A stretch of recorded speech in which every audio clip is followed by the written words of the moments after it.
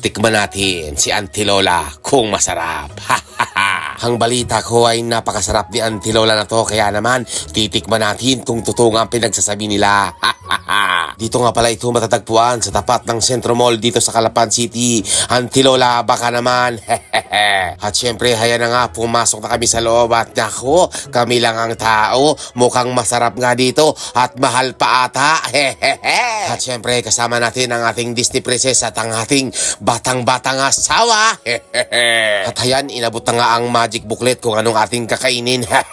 Instant, wow, magic, yan ang aming kakainin ngayon. At dahil nga walang baboy sa San Jose Occidental Mindoro, kaya naman namiss namin ang karning baboy, kaya yan, umorder kami ng lechong kawali.